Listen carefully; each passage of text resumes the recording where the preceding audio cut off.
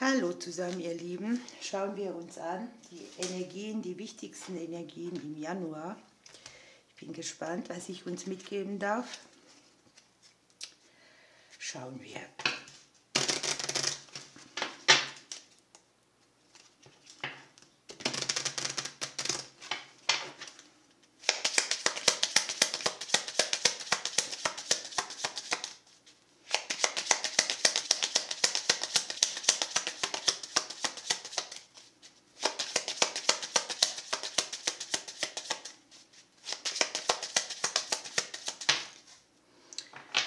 Ja, Plötzlichkeit, schnelle Nachrichten.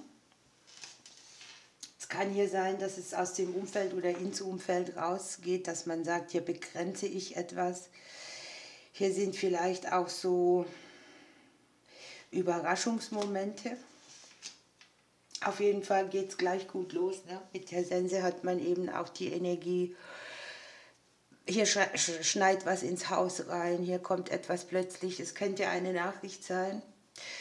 Es kann etwas sein, was uns vielleicht auch dazu auffordert, uns in irgendeinem Maß von etwas abzutrennen, weil es nicht mehr unseren Wünschen oder unseren Sehnsüchten entspricht. Es kann sehr viel um das Thema Haus, Häuslichkeit, Umgebung gehen. Das liegt hier im Haus des Klees drin. Also es ist auf jeden Fall etwas, was klein, kurz oder erleichternd auch ist. Es geht sehr viel um unsere Herzenswünsche, unsere Schattenthemen, die wir im Leben haben, vielleicht auch für einen oder anderen eine ganz neue emotionale Erfahrung. Ich habe tatsächlich für einige, dass sie sich ihr Gefühlsleben genau angucken, dass sie etwas spüren, das auf dieser Ebene Wachstum auch braucht oder ja, wo der Schatten ein bisschen drückt.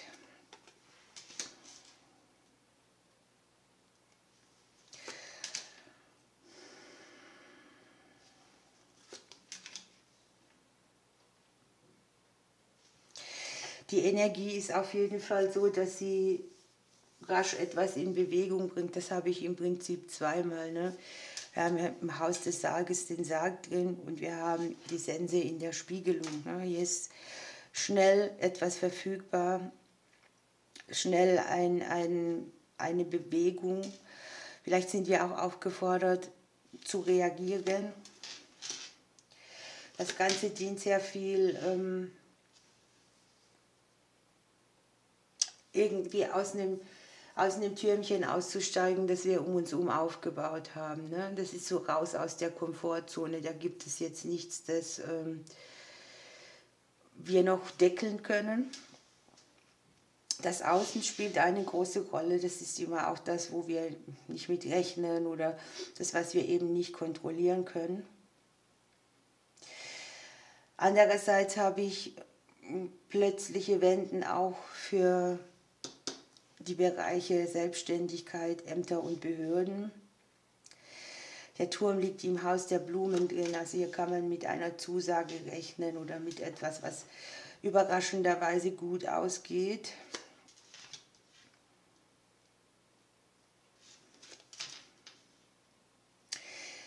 Das ist hier sehr schön. Wir legen uns ins Haus des Neubeginnes rein. Ne? Wir verlassen so eine Situation, wo wir viele Erfahrungen verbuchen, wo wir viel über die anderen nachdenken und die Sorgen auch der anderen. Und wir lassen hier eine verstrickte Situation, die viel Stress mitgebracht hat, hinter uns. Das Seelenleben ist sehr präsent.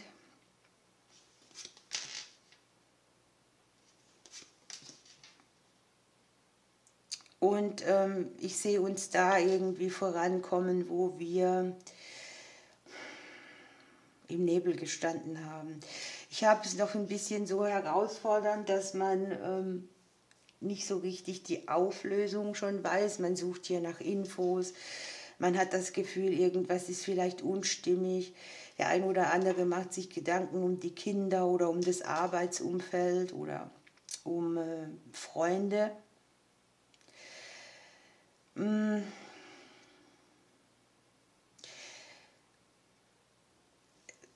das Klarsehen, was wir hier neu beginnen wollen, ist hier ein bisschen schwierig, denn wir werden hier gefordert. Ne? Also das heißt, etwas dreht sich, etwas wendet sich und wirft uns vielleicht auch gerade aus unseren eigenen Plänen raus. Andererseits ist es dann so, dass wir hier im Haus der Sterne das Schiff drin haben und wir haben hier Veränderungen, die mit dem Blumenstrauß einfach etwas Gutes mitbringen. Eine Veränderung, die wir so gedacht haben. Es kann jetzt hier im häuslichen Bereich sein oder im Bereich der Selbstständigen oder auch im Bereich von irgendwelchen Themen mit den Ämtern oder Behörden. So, und jetzt wird es eben interessant. Wir legen uns selber in die Mitte des Kartenblattes rein. Ja, hier sind Elternthemen.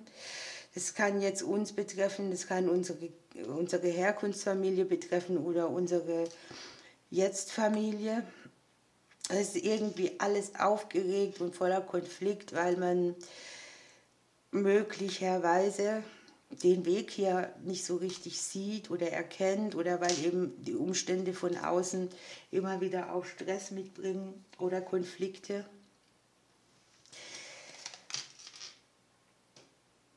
Es ist eine Zeit, wo wir sehr viel klären und wo wir auch Wege verlassen, weil sie nichts mehr bringen. Definitiv. Bei den Entscheidungen, die wir hier treffen, dürfen wir gucken, dass wir erst dann losgehen, wenn die Sicht ein bisschen klarer ist. Ich habe tatsächlich wir lassen etwas weg und genau das eröffnet uns die Möglichkeit für einen neuen Weg oder für einen Erfolg. Es kann noch ein bisschen undurchsichtig sein, nichtsdestotrotz ist es halt manchmal so, dass die Zeit nicht uns schmeckt oder dass die Zeit uns langfristige Ergebnisse präsentiert und wir hätten es gern anders. Hier wird schnell was angestachelt. Hier setzt sich schnell was in Bewegung, was dann auch viele Lebensbereiche betrifft, aber das Ergebnis dazu ist eben später.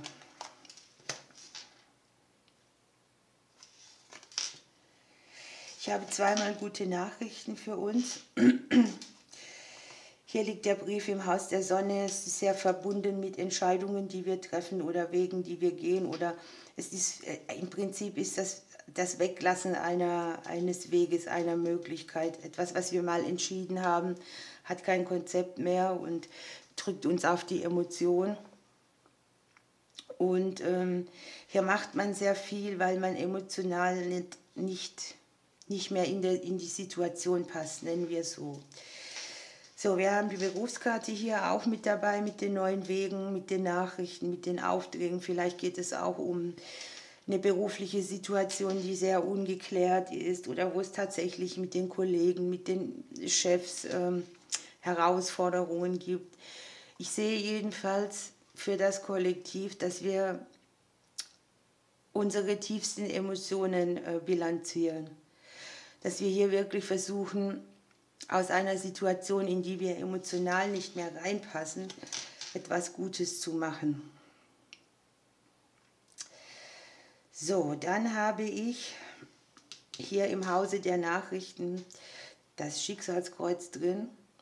Also hier sind vielleicht auch Themen, die ausgesprochen werden, die können hier die Arbeit betreffen oder auch unser eigenes Gleichgewicht.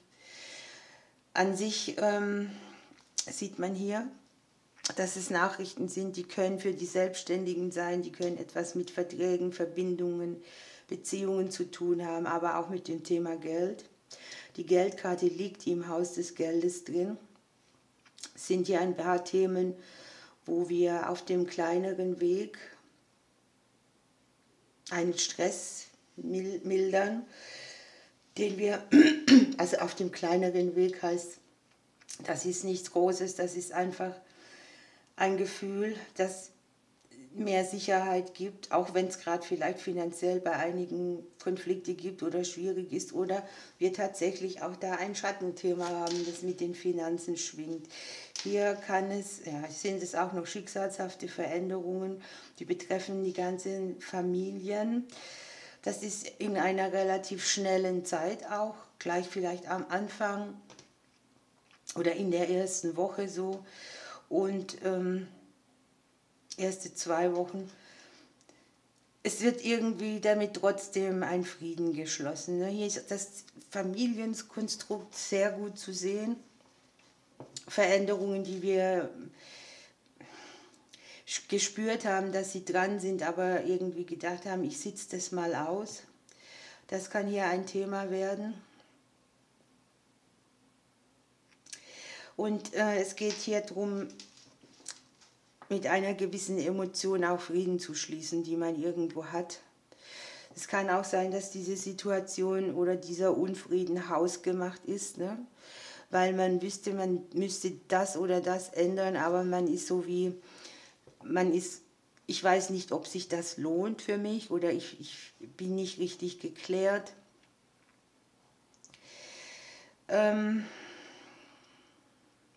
Ich habe hier im Haus der männlichen Hauptperson die Mäuse drin. Ne? Hier sind auch Situationen, die nagen. Das kann jetzt was sein, was aus dem Beziehungsbereich kommt oder aus dem verbindlichen Bereich Arbeit, Geld. Und der Herr liegt hier im Haus des Turmes drin. Ne? Hier ist auch so dieses Gefühl, vielleicht etwas entscheiden zu müssen, das er alleine mit sich austrägt oder wo halt viele ihren eigenen Plan leben und man muss trotzdem irgendwie ein Gefüge erschaffen, in das alle reinpassen, ohne dass einer denkt, ich muss mich immer hinten anstellen. Hier ist es das Weglassen eines Weges, den wir bisher so gegangen sind oder einer Verhaltensweise, die wir bisher so erlebt haben.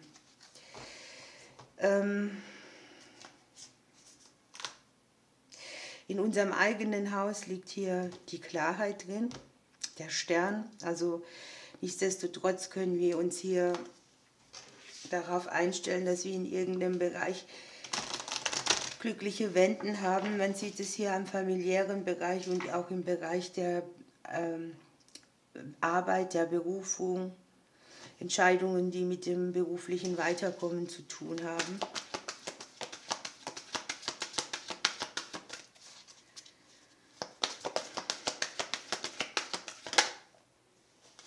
Ja, das passt ja schon mal wunderbar. Hier kommt die Erleuchtung als Thema dazu und unterm Deck haben wir den Flow. Jetzt sehe ich gerade, dass ihr gar nicht alles sehen könnt. So dürfte es besser sein. Also es geht hier, und das sieht man im Kartenblatt auch sehr deutlich, um unser Bewusstsein. Man bilanziert hier sehr viel nach, was man fühlt, man betrachtet verschiedene Facetten. Man lernt hier natürlich auch emotional etwas dazu. Das Seelenleben ist sehr präsent in dieser Legung. Und wir haben hier so Veränderungen, die uns einfach auffordern zu gucken, wo halten wir den strikt an irgendetwas fest und versemmeln uns damit die Möglichkeit, dass etwas in unser Leben kommen kann, was positiv ist oder Unbeschwertheit mitbringt. Da zerbersten schon auch mal Glaubensmuster und das sich definieren von sich selbst ist hier angezeigt. Ne? Wie definiere ich mich und stimmt das noch? Ist das noch stimmig für mich? Es geht auch ein bisschen da, was hast du gelernt, was steht dir im Leben zu und wo begrenzt man sich, weil man vielleicht auch starr auf etwas blickt und wir begrenzen uns hier selber. Ne? Wir haben Zweifel, wir spüren vielleicht etwas und vertrauen dem Ganzen nicht und genau das ist dann diese hausgemachte Blockade, obwohl wir hier den Stern haben. Ne? Das könnte hier so sein, dass wir tatsächlich absichtlich auch irgendwo nicht hingucken, um nichts verändern zu müssen. Hier ist auf jeden Fall sehr viel Verbindung nach oben. Und es sind viele Sachen, die tatsächlich über die Emotion offenbart werden. Am Ende kommen wir hier mit dem gewundenen Pfad wieder in den Flow. Hier wird sehr schnell etwas in Bewegung gesetzt, was uns weiterbringt. ich habe immer so das Gefühl, wenn man irgendwo sein soll und man sagt, nein, meine Komfortzone, die ist mir wichtig, dann wird man in diese Richtung eben geschubst. Und mit dem gewundenen Pfad haben wir hier natürlich eine Sache, die sich auf beste Weise fügt, und da geht es sehr viel um Vertrauen. Und es geht darum, dass man zulassen darf, dass die Wege einen dahin führen, wohin man auch gehört. Hier soll man nichts erzwingen oder vermeiden und einfach nur die Reise genießen. Die Kontrolle abgeben, hier ist so auch sehr viel, wo man nachdenkt, wo man abhängig ist von seinen Emotionen, wo man denkt, ich muss alle Antworten haben, sonst kann ich gar nicht erst los. Und das ist das, was einen hier selbst blockiert, und um das Thema geht es. Also, wir werden genau dorthin gelangen, wo unser bestes Wohl ist. Wir nehmen noch ein Krafttier.